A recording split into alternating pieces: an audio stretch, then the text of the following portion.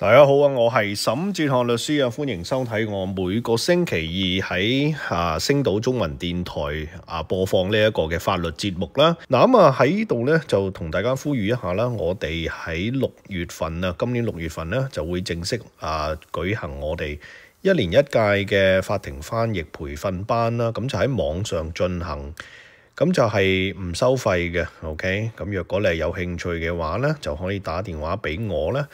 就話去參加報名咁樣，咁我個電話咧就係1800-672-1111。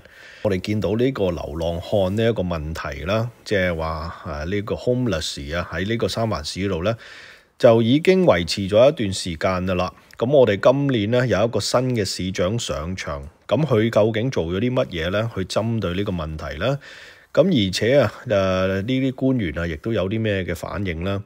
嗱，咁首先講一講上個星期咧，就話三藩市嘅警察局局長Bill Scott，Bill Scott 咧喺相裏邊見到呢個 Bill Scott 咧，我相信好多人咧都對好熟悉噶啦。咁因為咧，佢喺2017年就係由呢一個前市長Ed Lee 啦，李萬延市長啦，就係宣誓咧，就係任職為三藩市嘅警察局局長，即係阿頭啦，係咪？咁然後之後隨着李市長過咗身之後咧，佢亦都效忠呢一個嘅倫敦布里德市長啦，係咪？咁就一路繼續咧，就係做呢一個警察局嘅阿頭，咁就一路做到呢家咧，即係話差唔多做咗已經有8年咁耐噶啦，但係咧佢上個星期咧就宣布咧就要辭職，就唔再做啦。咁而且咧佢就話咧，會去呢一個嘅洛杉磯加州洛杉磯嗰度咧，就喺嗰度咧就做呢一個交通局保安嘅局長咁樣嘅。OK， 咁點解佢唔做咧？咁我相信好大嘅原因咧，就係因為佢唔滿意依家新嘅市長 OK， 新嘅羅偉市長咧，佢針對無家可歸者嘅政策 OK， 咁因為呢一個嘅羅偉市長咧。當佢競選嘅時候咧，佢就已經作出咗一個保證啦，就話咧，即係三藩市咧就已經引咎呢一啲嘅露宿者無家可歸流浪漢OK， 因為咧導致到市容好差，趕走晒啲遊客 OK， 令到我哋嘅小商業受到損害。咁因此佢今年上任之後即係話短短4個月咧。咁就已經大大咁樣提升咧，去拘捕呢一啲嘅流浪漢 ，OK， 咁就charge佢哋咧，就係一啲嘅輕罪喎，英文即係 misdemeanor 啦。咁通常咧輕罪咧就係包括喺街嗰度遊蕩啦，醉酒啦，係咪？喺街嗰度公開咁樣去吸毒啦，又或者小偷啦，係咪？又或者滋擾公眾嘅寧靜啦，係咪？咁呢一啲嘅輕罪咧，過往咧嘅市長咧，同埋呢一個嘅執法機構咧，都係主張係唔檢控呢一啲人嘅 ，OK， 因為咧就係想希望咧俾佢哋多啲自由啦，係咪？喺條街嗰度俾佢哋做佢哋喜歡嘅事情。咁但係新嘅市長上任咧，就係一改呢一個嘅政策啦，就係唔再容忍咧呢一啲咁樣嘅即係話輕罪嘅罪犯咧喺街嗰度遊蕩。咁而大舉咧就係去拘捕呢一啲嘅人。作為警察局局長嘅 Bill Scott 咧，就係要負上呢一個嘅責任。咁依家咧佢就係辭職唔再做啦。咁另外一位主要嘅幹部啦，係咪嘅人物咧，就係呢個 Brooke Jenkins 恩加儀啦。咁佢就係三藩市嘅檢控官辦公室嘅主管。咁恩加儀咧之前咧就係由呢一個倫敦布里德咧就任命成為呢一個三藩市檢控官。咁佢依家咧就係要聽新嘅 boss 嘅指揮。咁而睇嚟咧，佢咧就唔同呢一個 Bill Scott 咧，咁佢就係盡職咁樣去聽佢嘅上司去指示，係咪？就冇話要辭職咩成。咁就係喺今年咧已經咧就有差住6000單嘅輕罪嘅案件啦，即係話依家咧喺三藩市嘅法庭咧就係有6000單嘅輕罪咧嘅正在喺度檢控緊。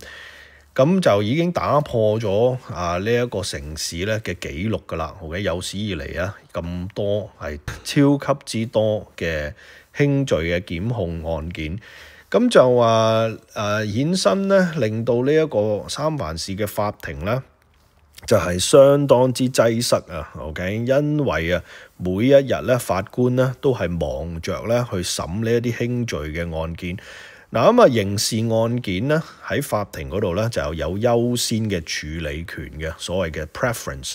咁嘅原因咧就係因為刑事案咧啲人咧被檢控嘅時候咧好多咧都係要坐喺個監獄啊，係咪？又或者咧保釋受審啦，亦影響到佢哋嘅日常生活。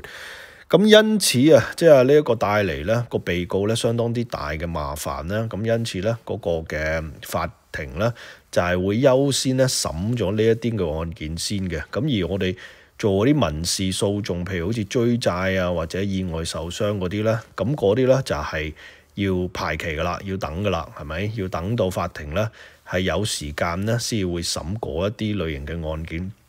咁而依家咧三藩市嘅法庭咧就係忙着咧要處理呢啲6000單咁多咧嘅輕罪嘅案件啊，因為咧即使你係被差住輕罪，譬如你抌垃圾又或者過馬路唔遵守規則啊咁樣，咁呢一啲咧你都係有權咧要求係12個陪審員咧去聽審嘅喎，係咪？好多時候呢啲案件雖然咧就唔係話好嚴重。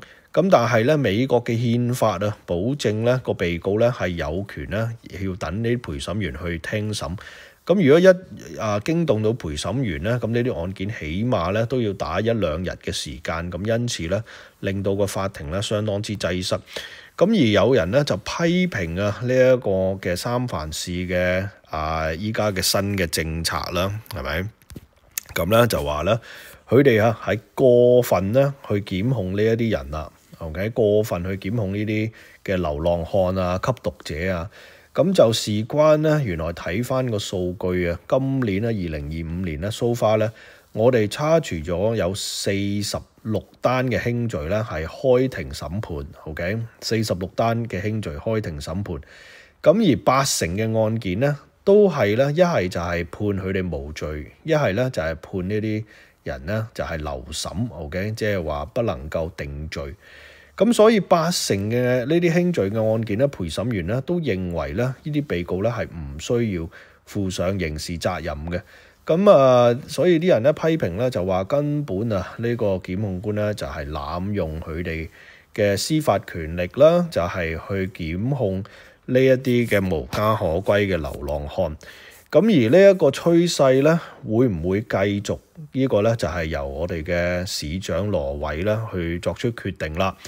咁大家咧會唔會覺得依家三藩市嘅街道上高咧有改善咧？係咪？會唔會覺得乾淨咗，又或者少咗啲吸毒者喺個街嗰度吸毒咧？咁我本身咧上個星期咧就去咗田德隆區嗰度咧，就係探訪一位嘅客人嘅。咁田德隆區咧，我都好耐冇行過嗰度嗰啲街啦，譬如好似 Jones 啊、Eddie 啊嗰啲街咧，喺即係田德隆區嘅中心嗰度啦，係咪？咁但係今次去見到咧，我就覺得人咧雖然係好似以往地好多人啦，係咪？咁但係咧開放地吸毒嘅人咧，我就反而咧就見唔到啦。今次 OK。咁雖然條街道都仲係好骯髒，仲係聞到好多嘅大小便嘅味道啦。咁但係咧吸毒者咧睇嚟咧就見唔到。咁我當時咧去嗰時係傍晚5點幾6點嘅時間啦。咁以往咧都係好多啲即係呢啲吸毒者咧喺條街度周圍走。咁但係今次去咧就反而覺得咧係少咗啲咁樣。咁可能咧就係因為呢一個三藩市新嘅政策啦，就係令到條街道咧好似咧就係少咗啲吸毒者啦。OK， 好啦，咁講到呢度咧，同大家介紹下我自己啦。我就係沈哲瀚律師事務所嘅沈哲瀚律師。我喺三藩市灣區呢度呢，就係有經驗處理意外受傷、意外死亡嘅案件嘅。咁啊，而且呢，我亦都會幫啲客人呢去寫生前信託嘅。咁若果大家係有興趣揾我去諮詢嘅話呢，就請你不妨打我嘅免費熱線，係1800-672-1111。咁啊，我呢有2個辦公室嘅，一個呢就喺三藩市嘅日落區，另外一個呢就喺東灣嘅屋崙市呢一個富興中心嗰度嘅。咁所以若果你係有法律上嘅問題呢，就即管呢就歡迎你啦，可以打電話揾我啦。我就係沈哲瀚律師，電話1800-672-1111。